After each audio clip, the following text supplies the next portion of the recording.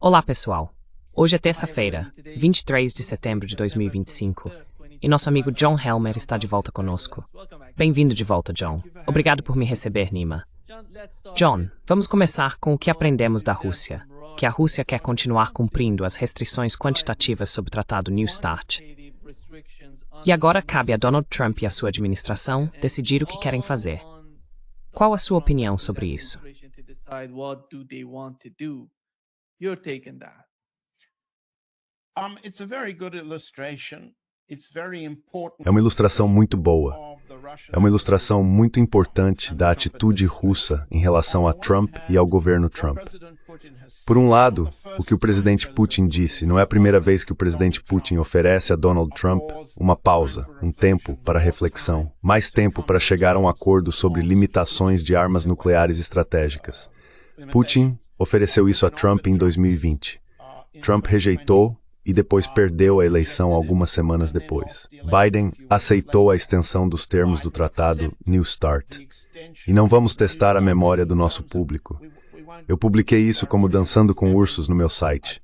Você pode ler os termos, pode ler os detalhes exatamente como você os resumiu. O que está acontecendo, no entanto, política e estrategicamente do ponto de vista russo, é o seguinte. From a Russian point of view is this.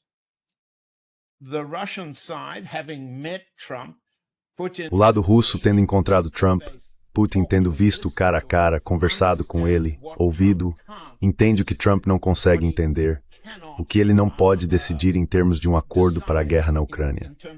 Portanto, não há pausa, nenhuma pausa na resolução da guerra na Ucrânia, e o lado russo está bastante satisfeito com isso, embora não vá admitir. A escalada no terreno, avançando para o oeste mais rapidamente, com taxas de baixas mais altas, significa que os ucranianos estão perdendo mais território, mais homens, mais equipamentos. A taxa de ataques com drones está aumentando do ponto de vista russo. Alguns domingos atrás havia mais de 800 drones no ar contra a Ucrânia. Então, do ponto de vista russo, não há pausa. E o que vemos do lado americano? Trump abandonou o gatilho do cessar-fogo imediato. Trump has dropped the immediate ceasefire, tripwire. He's dropped the meeting with Zelensky, tripwire. Ele cancelou a reunião com Zelensky, linha vermelha. Ele cancelou as garantias de segurança, linha vermelha. Cada uma dessas ações está sendo promovida pelos aliados europeus e por partes do governo Trump como pré-condições para chegar a um acordo com a Rússia. Caso contrário, vêm as ameaças, certo? Agora, o que o presidente Putin disse ontem no Conselho de Segurança para o público é que os termos do Tratado New START, a grande proteção estratégica sob a qual todos devemos viver, expiram em 5 de fevereiro, se não me engano, de 2026. Essa extensão não foi concedida por Trump, mas por Biden. O presidente Putin ofereceu a Trump mais um ano, como você disse corretamente, Nima, com o cumprimento existente dos termos originais do Tratado START para dar tempo a Trump. Nenhuma pausa na guerra atual.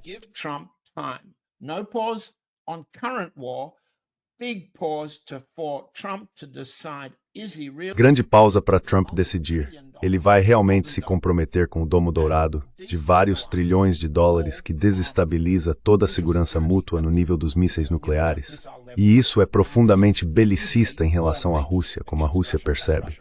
Então, o presidente Putin adora atrasos.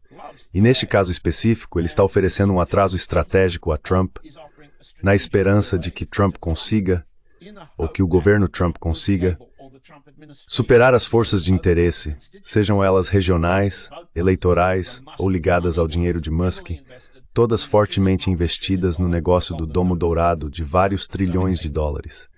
Portanto, é uma pausa em nível estratégico por 17 meses. É um teste da capacidade do governo Trump de pensar e calcular seus melhores interesses, mas não é uma pausa na guerra atual que a Rússia está travando.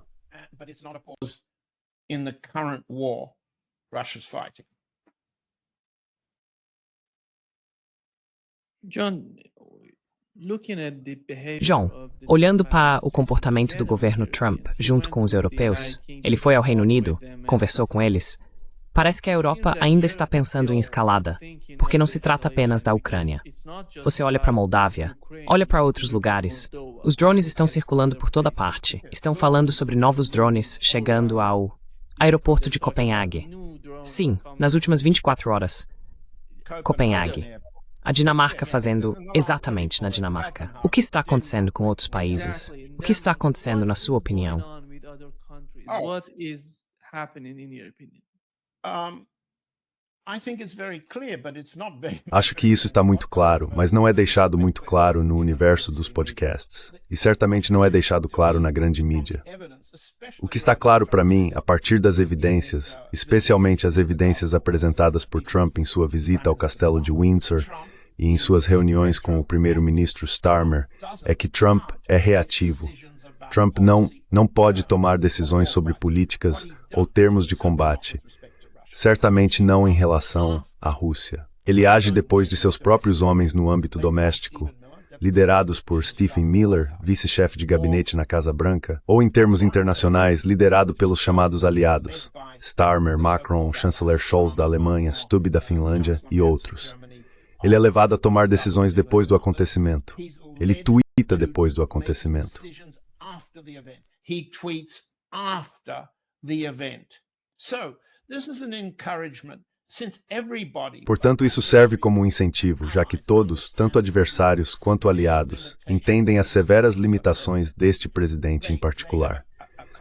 Eles usam uma combinação de táticas. Primeiro, bajular, apaziguar, lisonjear o homem, e segundo, forçar suas decisões a endossar o que eles já fizeram, para que ele chame isso de sua própria iniciativa de paz ou de sua própria iniciativa. É isso que está acontecendo. Está acontecendo em termos domésticos, enquanto Stephen Miller impulsiona a militarização da política de Trump. A cidade americana mais recente a ser tomada militarmente é Memphis, Tennessee. Chicago é a próxima, mas já tivemos Washington, D.C. e Los Angeles, como todo o nosso público americano entende. Trump aparece depois com o tweet, com a coletiva de imprensa encenada de 5 minutos. Não com repórteres de verdade, mas com repórteres escolhidos por ele, que são apenas figurantes.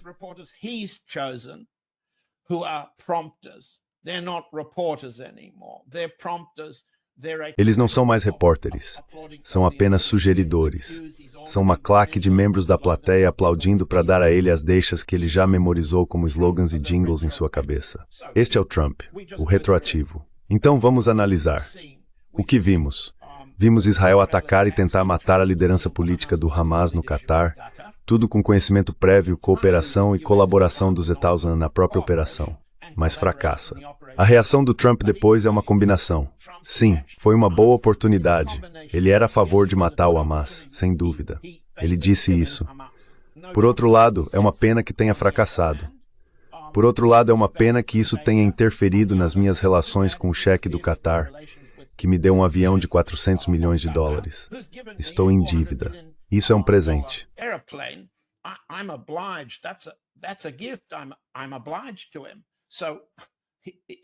Sou grato a ele. Ele tem vários problemas que resolve depois da operação. Ele demorou para entender. O que vem a seguir? O incidente do drone polonês. Os únicos comentários de Trump... Desculpe, não deveria soar tão animado. Os comentários de Trump, quando perguntado sobre o incidente do drone polonês, mostram que ele não entende o que realmente aconteceu. Ele chama os drones de desativados. Ele não consegue diferenciar, o que seu informante de inteligência deve ter explicado, entre um drone de isca, um drone de reconhecimento desarmado e um drone de ataque armado.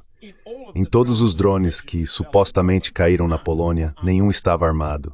Eram drones de reconhecimento ou drones de isca.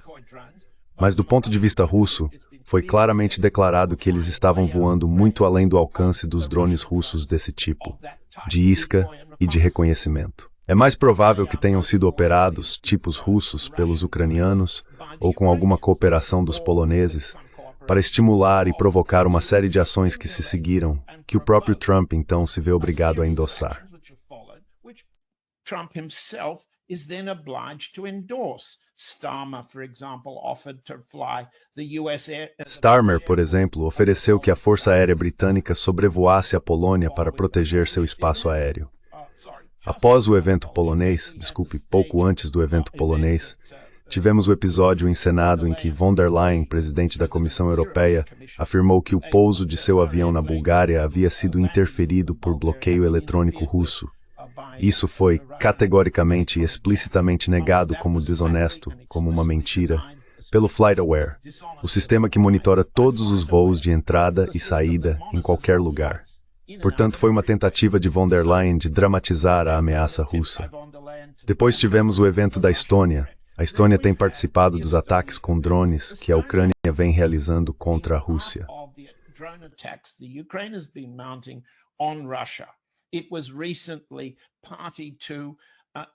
Recentemente esteve envolvida em um ataque com drones marítimos contra a infraestrutura energética na região de São Petersburgo.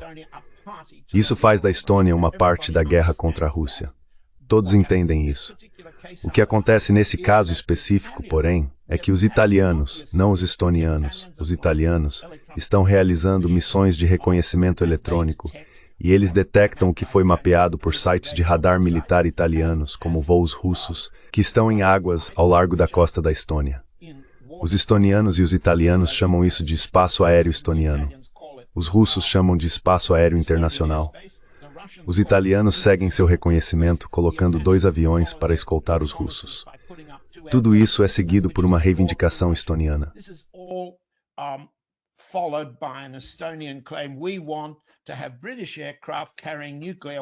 Queremos ter aviões britânicos transportando armas nucleares na Estônia.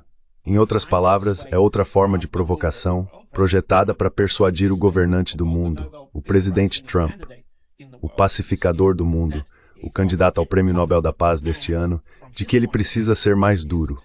E do ponto de vista dele, seus homens o incentivam a pensar que pode ser mais duro porque os aliados da OTAN vão pagar por isso. Então há uma interação de cálculos. Agora, o que também aconteceu, e isso é difícil para Trump lidar, é que enquanto ele e os Estados Unidos estiverem ganhando dinheiro, ele não tem objeção real às provocações da OTAN, cada uma com um significado político um pouco diferente em casa.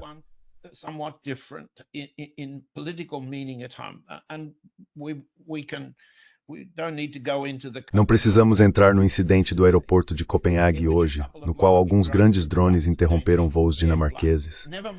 Não importa que a Dinamarca tenha tomado uma ação militar na destruição dos gasodutos Nord Stream 2 contra a Rússia alguns anos atrás. Não importa isso. Eles querem culpar os drones sobre Copenhague. Todas essas são tentativas de salvar o regime europeu local e persuadir Trump a apoiá-los na continuação da guerra. Trump, por outro lado, é um pouco problemático. Ele não se importa em continuar a guerra em todas as frentes, ele não se importa em escalá-la, inclusive no espaço, mas ele não aceita perder guerras.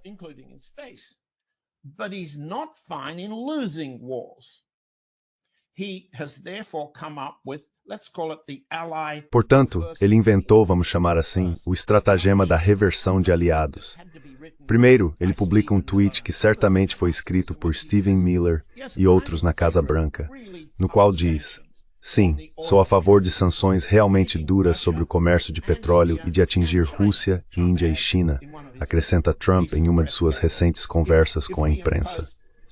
Se impusermos sanções ao comércio de petróleo com a China, tenho certeza de que a Rússia cederia em relação à Ucrânia.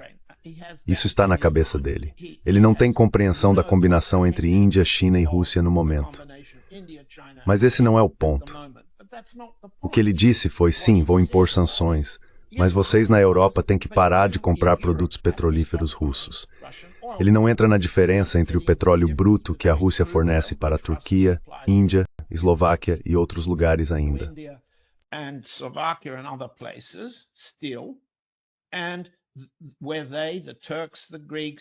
E onde eles, os turcos, os gregos, os indianos e outros, transformam o petróleo russo em derivados de petróleo, que deixam de ser considerados russos, e a Europa precisa deles.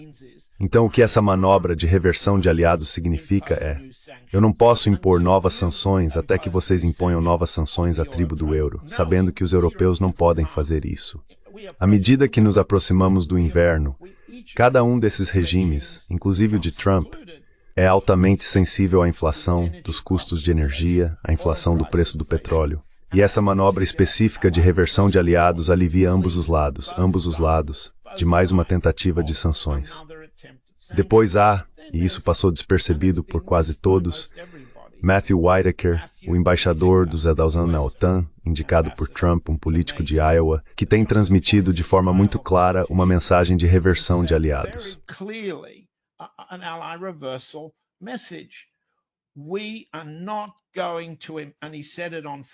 Nós não vamos, e ele disse isso na Fox News alguns dias atrás, 2 ou 3 dias atrás, depois de ter estado na Polônia, após o incidente com o drone.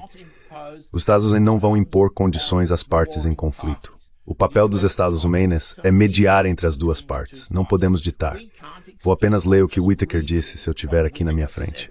Sim, está aqui na minha frente. O presidente Trump vai continuar mediando uma resolução. Estou lendo. Ele não vai definir as condições. Ambos os lados terão que concordar com um acordo de paz. Agora, eu diria que no nosso contexto atual, e dado o que nosso público e o que você tem transmitido de forma muito eficaz há semanas, para um alto funcionário do governo Trump dizer, nós não vamos definir as condições. O que isso significa, afinal?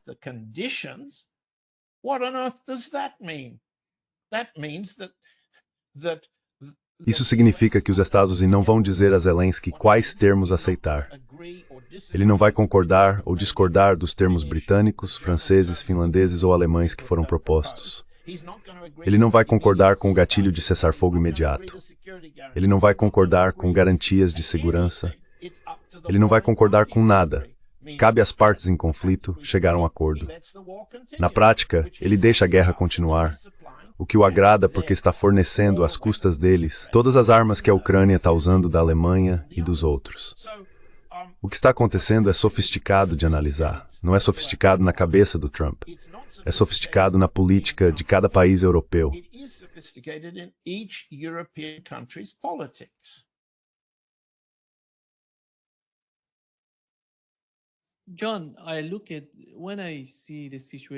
John, quando olho para a situação na Ucrânia, me parece que Donald Trump, ou a administração, decidiu deixar a situação como está, de certa forma, vamos dizer, em coma. E eles não sabem o que fazer. Eles não querem saber o que fazer. Mas é algo além disso, John. Qual é a escalada que está acontecendo? Olhando para o que o Serviço de Inteligência Estrangeira da Rússia está dizendo, que a Europa está planejando a ocupação da Moldávia. E você vê o movimento de armas da França em direção à Moldávia. Você vê na Romênia, eles estão falando sobre isso. Não parece tanto um impasse na Ucrânia. It doesn't seem that much a stalemate in Ukraine. In the mind of the Trump administration, it seems that... Na visão do governo Trump, parece que eles sentem que não vão se beneficiar, na minha opinião, ao colocar fim ao conflito na Ucrânia. Se quisessem acabar com o conflito, os Estados Unidos deveriam se beneficiar disso. Você acha que eles sentem que os Estados Unidos se beneficiariam de um acordo na Ucrânia? Ou ainda não chegaram a esse ponto? Estou falando do governo. Aquelas pessoas que defendiam o fim do conflito na Ucrânia antes de chegarem ao poder nos Estados Unidos. O que está acontecendo lá? Porque toda vez que você mencionou o caso dos drones e esse tipo de movimentação de armas para a Moldávia, afinal, essas são mudanças enormes.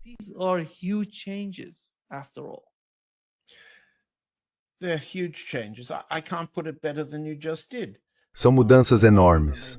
Não consigo expressar melhor do que você acabou de fazer. Moldávia e Romênia se tornaram novas bases, vamos chamá-las de novas frentes, para a guerra contra a Rússia, assim como a Polônia já é e continuará sendo. A Finlândia está crescendo nesse mesmo sentido, uma escalada na frente finlandesa. Cada uma dessas coisas é o que originalmente chamamos aqui neste programa. E o que oficiais do Pentágono, como Eldridge Colby, chamaram de sequenciamento de guerras às custas da OTAN. Os Estados Unidos recebem o dinheiro, enviam as forças, o governo local paga por isso. Todos esses são indicadores de escalada contra a Rússia e de continuidade da guerra. Qual é o valor disso do ponto de vista de uma Casa Branca sob Trump?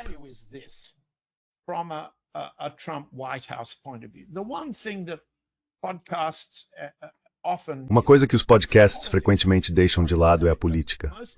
Lamento dizer, mas a maioria dos nossos especialistas são ex-militares, ex-diplomatas, ex-acadêmicos. Quantos deles já contaram votos em uma campanha presidencial ou sentaram na Casa Branca analisando pesquisas e lidando com ou contestando a oposição no Congresso? Não muitos. Por isso, precisamos entender continuamente Trump como presidente reativo, respondendo aos cálculos políticos de sua própria Casa Branca. Cálculos políticos significam contar votos. Quando você conta votos, quando olha para as pesquisas, e a Casa Branca tem suas próprias pesquisas extras, mas qualquer um que está ouvindo pode consultá-las, elas estão em realclearpolitics.com. Realclearpolitics.com. It summarizes each day. Ele resume a cada dia todas as principais pesquisas de, vamos chamar assim, aprovação do trabalho de Trump. Também analisa todas as disputas, estado por estado. Você pode ver que a Casa Branca paga salários muito substanciais para que seus funcionários entendam isso. Então, o que podemos resumir rapidamente? Estou procurando aqui meus resumos de aprovação presidencial para Trump nos últimos dias. Cada uma dessas medições indica que Trump está fracassando. Fracassando. Certo? Vamos chegar aos detalhes precisos em um minuto. Mas quando você fracassa, a inclinação deles é escalar, mobilizar e divulgar seu sucesso. É isso que Trump faz a cada minuto do dia. Você pode ver isso nas coletivas de imprensa, você pode ver isso nos tweets.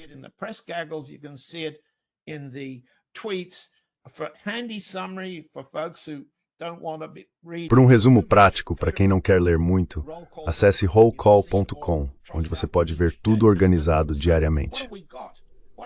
Então, o que temos? O que temos é que a aprovação do trabalho presidencial de Trump agora está pior do que a de qualquer outro presidente recente, exceto ele mesmo.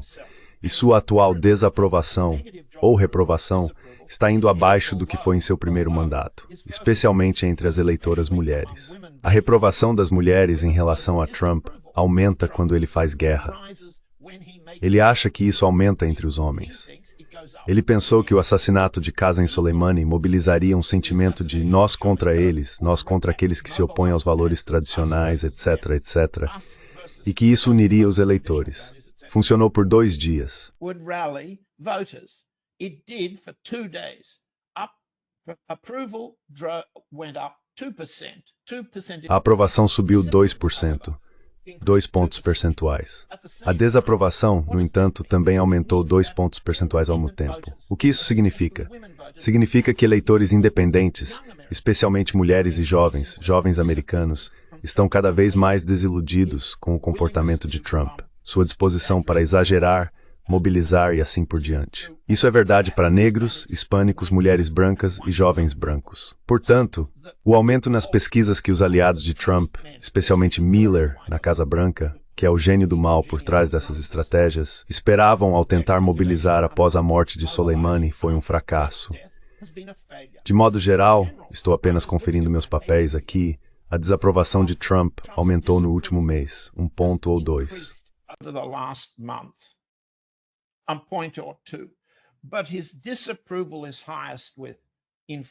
Mas sua desaprovação é maior em relação à inflação, a forma como lida com a guerra Rússia-Ucrânia, o conflito palestino e a economia. Ele tem seu melhor desempenho, ou seja, menor desaprovação. Estou virando minhas folhas para poder ler. Ele tem seu melhor desempenho no combate ao crime e na imigração. Então isso não explica tudo. A contagem de votos na Casa Branca se transforma em ocupação militar da cidade de Memphis ou da cidade de Washington, D.C. Esses são os temas que ganham votos. O que eles podem fazer em relação ao alto nível de desaprovação sobre como geriram a guerra na Ucrânia? Resposta: não escalar ainda mais contra a Rússia. Deixe que outro faça isso enquanto coletamos nossas faturas de armas. O que podem fazer sobre a Palestina? Eles não sabem o que fazer. Eles não sabem o que fazer. They don't know what to do. Yeah. John, since you're... Sim. John, já que seu personagem favorito na administração Trump é o Stephen Miller, e você fala sobre o caso do Charlie Kirk, aqui está o que Stephen Miller disse, John, no memorial de Charlie Kirk. John, at the memorial of Charlie Kirk. Você não faz ideia do dragão que vocês despertaram. Você não faz ideia de quão determinados seremos para salvar esta civilização, você tem incidente, para salvar esta república.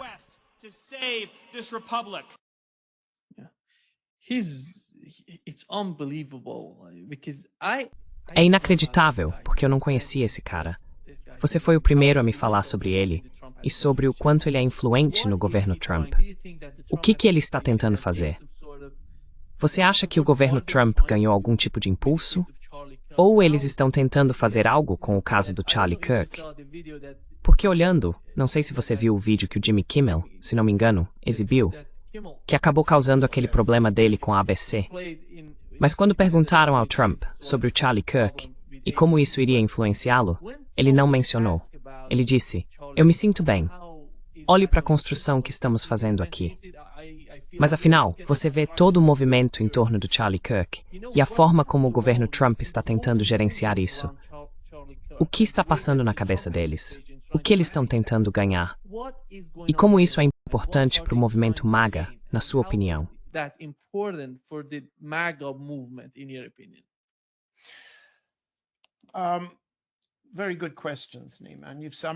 Ótimas perguntas, Nima. E você resumiu muito bem. Do ponto de vista da contagem de votos na Casa Branca, naquela Casa Branca em particular, há contadores de votos e há contadores de dinheiro. Stephen Miller é um contador de votos, Stephen Mnuchin é um contador de dinheiro. E podemos voltar a falar sobre a Rússia e o fracasso geral em ganhar dinheiro na área russa em um minuto. Voltando à sua pergunta, quando você é um político profissional, como Miller é, e trabalha para um presidente que enfrenta uma perda de poder no Congresso, nas eleições de meio de mandato no próximo ano, faltando menos de 12 meses, exatamente 12 meses, e então você tem uma sucessão em 2028 na qual já há um candidato concorrendo, que é o vice-presidente Vance.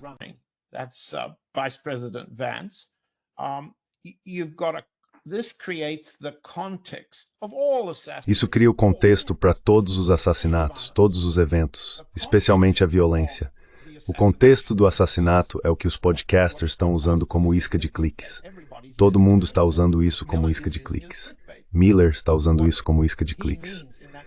O que ele quer dizer naquele trecho interessante sobre o dragão, você vê no discurso de Vance, onde ele fala sobre o eles e o nós. A teoria é que manter a base MAGA, os eleitores que colocaram o presidente Trump no poder pela segunda vez e derrotaram Kamala Harris, essa base precisa de mobilização e incentivo constantes. Isso não é uma ideia brilhantemente nova. Joseph Goebbels e Adolf Hitler tiveram exatamente a mesma ideia há muito tempo. Em 1930, eles precisavam de um garoto propaganda para o partido nazista, e encontraram isso na morte de Horst Wessel.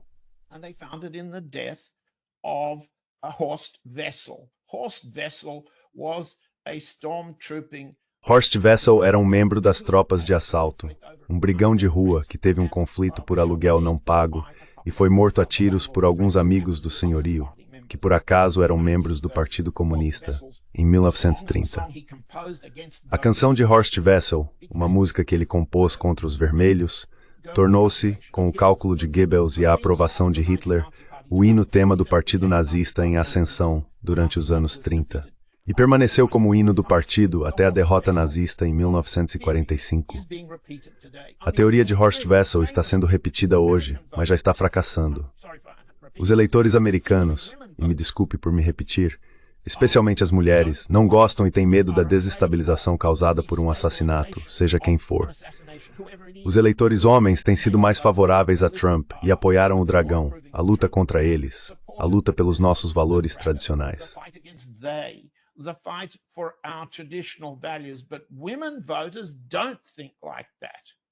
Mas as eleitoras não pensam assim nos Estados Unidos. Os eleitores negros não pensam assim nos Estados Unidos. Eleitores hispânicos, eleitores pobres, veem a violência, polarização levando à violência. Eles veem isso como algo desestabilizador, uma desestabilização da qual tem medo, uma polarização da qual tem medo. Então, o que você viu imediatamente após o assassinato de Kirk, quando algumas pesquisas mostraram um aumento na aprovação de Trump em alguns pontos percentuais e outras mostraram o contrário. O que isso significa? Significa que condições altamente instáveis produzem medo, não luta, fuga. E na Casa Branca, o compromisso de pessoas como Miller e Vance, calculando sobre a sucessão e reportando a Trump o retroativo, eles calculam mobilizar nossa base, mobilizar animá-los. Agora, essa é uma conclusão fácil para eles chegarem.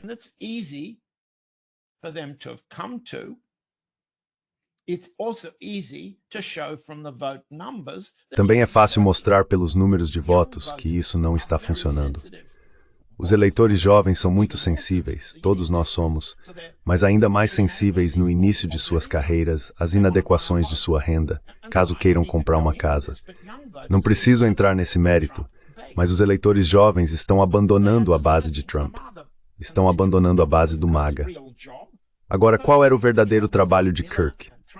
O verdadeiro trabalho de Kirk, como Miller, Trump e os outros viam, era mobilizar o voto dos jovens. Por quê? Porque ele estava nisso há mais tempo. Mas olhe para a mobilização dos jovens americanos contra Israel nos campi no ano passado. Os jovens eleitores nos campi, no ano passado e neste ano, consideram o genocídio israelense muito mais repugnante e abominável para os Estados Unidos apoiarem como estão fazendo.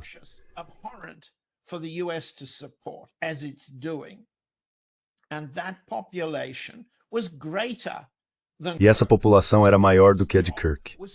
Então, o trabalho de Kirk era mobilizar os eleitores jovens contra esses desenvolvimentos. E olhe para a abordagem de Miller. Primeiro, mobilizar a base e, segundo, reprimir os oponentes. Então temos ambos nos campi universitários. Do meu ponto de vista, do ponto de vista da contagem de votos, do ponto de vista da contagem de votos da Casa Branca, a turma do Trump está desesperada. Eles sabem que estão perdendo. O candidato deles continua dizendo que está ganhando, mas não está. Então, quando coisas assim acontecem, o que acontece dentro de uma Casa Branca? Bem, deixe-me contar, porque trabalhei na Casa Branca do Carter e aquela estava perdendo desde o início, certo? E todo mundo sabe o que aconteceu com Jimmy Carter de um mandato só. O que acontece dentro de uma Casa Branca, dentro do escritório de administração e orçamento, dentro dos seus aliados no Congresso, é que todo mundo começa a pensar no próprio futuro.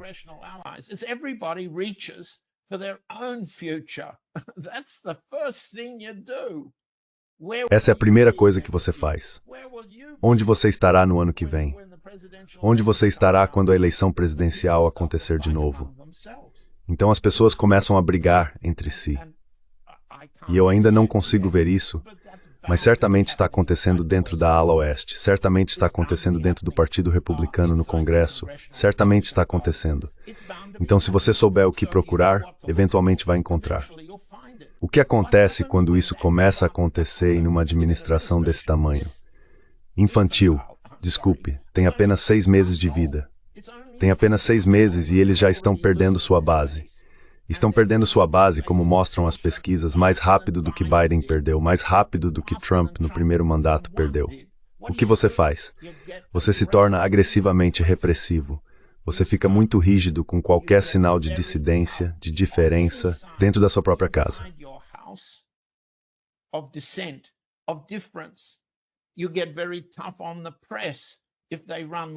Você fica muito rigoroso com a imprensa se eles publicam vazamentos de pessoas que você suspeita estarem trabalhando para você dentro do seu escritório. Então, a maneira de entender o que está acontecendo dentro do governo Trump enquanto lida com a perda de votos é, por um lado, a ideia de Horst Wessel, a ideia de Miller, mobilizar, endurecer, colocar o exército em Memphis, Tennessee, etc. Por outro lado, você se torna mais opressivo. E os eleitores negros estão começando a sentir isso. Os eleitores hispânicos conseguem perceber. Os estudantes universitários conseguem perceber. Quantos estudantes estão sentindo a repressão em comparação com quantos estudantes universitários e campi ao redor do país acham que Charlie Kirk representa seus valores? Eu diria que os números são esmagadoramente de medo e repressão, não de mobilização em torno do exemplo de Kirk.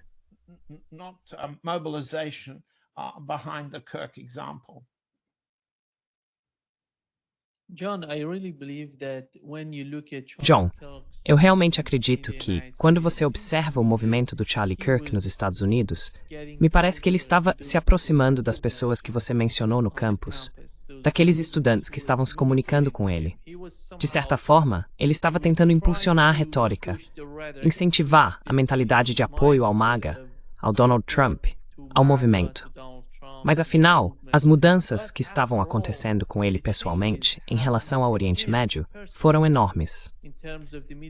É por isso que o Tucker Carlson veio a público e disse aquelas coisas sobre ele.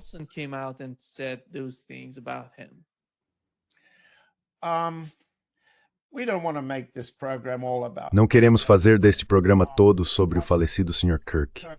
O que Kirk, pelo que entendi, disse foi desinformação. Vou explicar.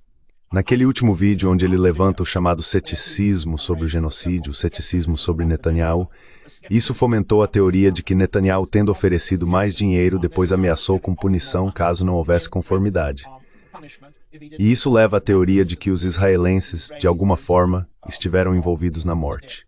Quando você observa o que Kirk disse no vídeo com Ben Shapiro, o defensor do genocídio israelense, ele faz a pergunta como se fosse uma questão socrática. Um genuíno "estou certo"? Como respondemos? Como você responde?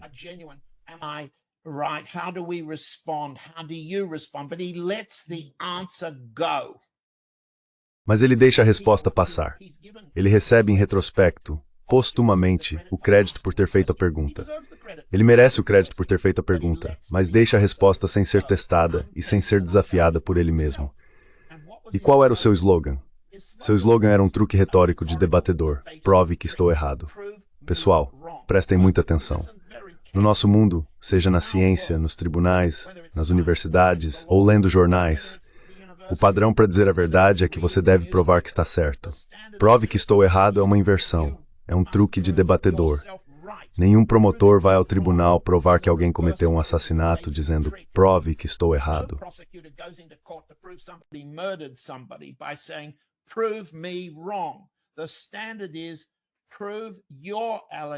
O padrão é provar sua alegação com base na preponderância das evidências se for um crime de fraude, ou com um padrão mais elevado se for um crime capital, se for assassinato, homicídio, além de qualquer dúvida razoável. Prove que você disse a verdade além de qualquer dúvida razoável. Não é prove que estou errado. Então, quando Kirk faz a pergunta e recebe a resposta de Shapiro, ele não prova nada. O que ele fez foi uma técnica de desinformação. Cercar um núcleo de verdade que estava na pergunta com um monte de mentiras vindas de Shapiro, de modo que o resultado é que as mentiras de Shapiro parecem ter esmagado e substituído a verdade. Isso é uma técnica de desinformação. Você aprende a debater na escola ou na universidade para aplicar isso na audiência. Mas isso não tem nada a ver com verdade política, ou mesmo verdade moral.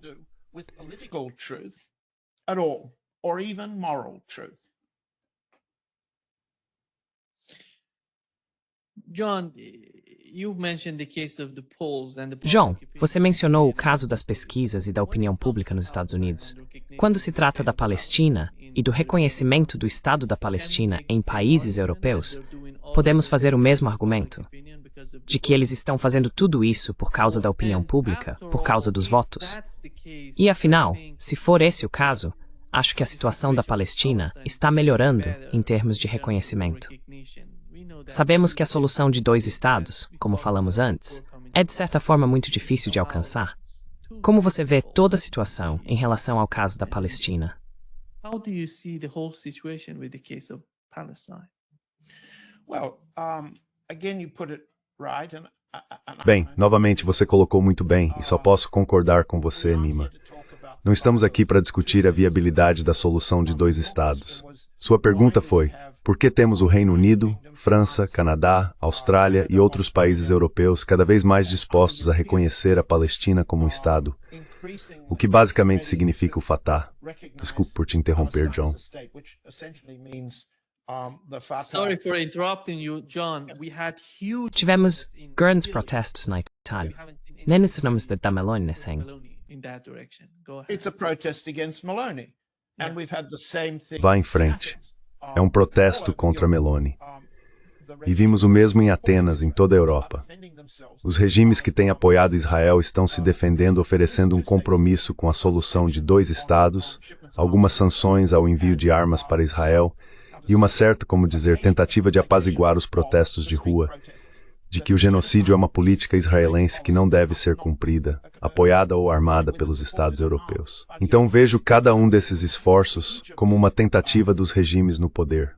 Starmer chegou ao poder, afinal, esmagando Jeremy Corbyn. Starmer diz que defender Israel é uma questão de família. Sua esposa é judia. Ele disse isso durante a coletiva de imprensa. Falou de forma emocional e pessoal. Mas ele teve que lidar com a opinião pública bastante expressiva demonstrada nas ruas, de que o genocídio é um passo longe demais para eles. Ok, provavelmente aceita o genocídio contra russos, mas genocídio contra os árabes da Palestina é um passo longe demais. Against the Arabs of Palestine step too far. So they've come up with Então eles apresentaram essa tentativa de apaziguar a opinião pública. Vamos ver se isso realmente apazigua a opinião pública. Esse é um passo além do que os Estados Unidos, obviamente, estão dispostos a dar. Mas, ao mesmo tempo, todos esses estados europeus, os estados da OTAN, os Estados Unidos, estão ocupados apoiando a expansão de Israel. O que está acontecendo? Sabemos que Israel se expandiu para parte do território sírio que foi dividido. Agora declarou sua disposição de colonizar Chipre, supostamente para defender Chipre contra o norte turco da ilha. Essa é a expansão israelense em Chipre, que ainda não mencionamos neste programa. Israel está se expandindo em Chipre a um ritmo acelerado. Também está realizando exercícios conjuntos com o exército grego em Creta. On Crete. The Greek government and the Cyprus government see O governo grego e o governo do Chipre veem Israel como uma arma mais eficaz contra a Turquia do que os Estados Unidos têm sido. Mas o que os Estados Unidos estão fazendo? O que os britânicos estão fazendo? Eles estão facilitando, eles estão vendendo as armas, eles estão incentivando a expansão israelense para o Chipre e a Grécia. Essa é outra forma de expansão israelense. Bem, vemos alguma objeção a isso por parte de Meloni, Starmer, Macron ou dos outros? É isso que eles querem ver. Israel como a ponta de lança da OTAN. Israel é a ponta de lança dos Estados Unidos contra todos os inimigos resistentes. Rússia, Irã, China e a Índia crescendo. Deixei de fora a Coreia do Norte, deixei de fora a Venezuela, mas todo mundo entende. John, John, o Irã tentou fazer de tudo politicamente para evitar o retorno das sanções. Eles conversaram com a IAEA, assinaram um acordo com a IAEA no Cairo, mas no final das contas, os europeus decidiram ir contra o Irã com o retorno das sanções. Quanto do que aconteceu está relacionado a Washington? Quanto do que está acontecendo agora está relacionado a Israel e a pressão que vem de Israel sobre os europeus? E como você vê o papel deles, o papel europeu, em toda essa situação?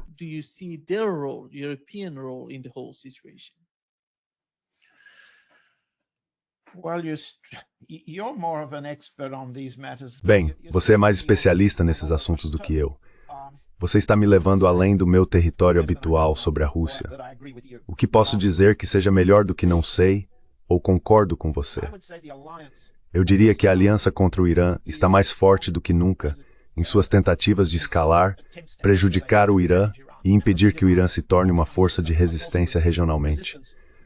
Não há objeção europeia ao ataque israelo-americano ao Irã. Não há resistência europeia, como dizer, você disse. Não há resistência europeia a sanções de snapback. Os planos dos Estados Unidos para aumentar a pressão sobre o Irã agora incluem o Paquistão e a Arábia Saudita.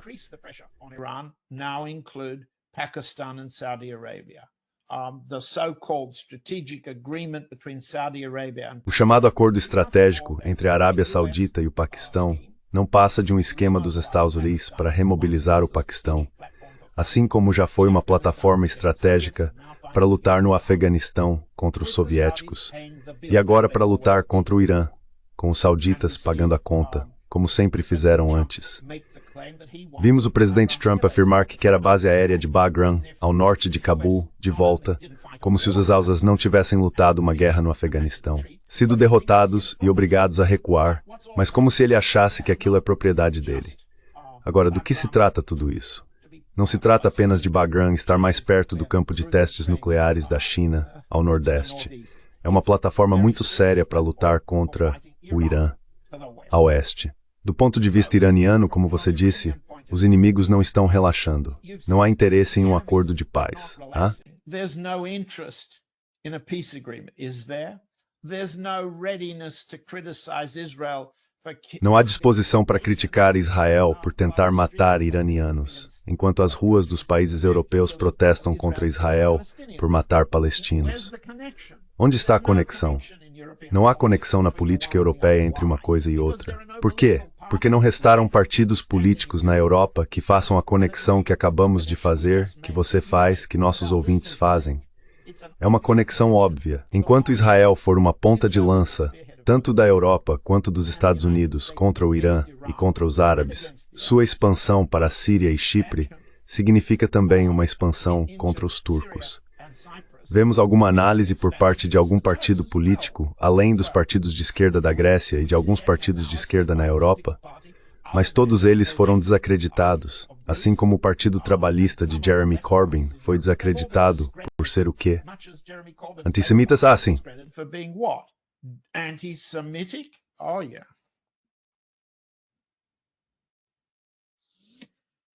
Thank you so much, John. Muito obrigado por estar conosco. É sempre um grande prazer. Muito obrigado por me receber. Até a próxima semana. See you next week. See you. Até mais.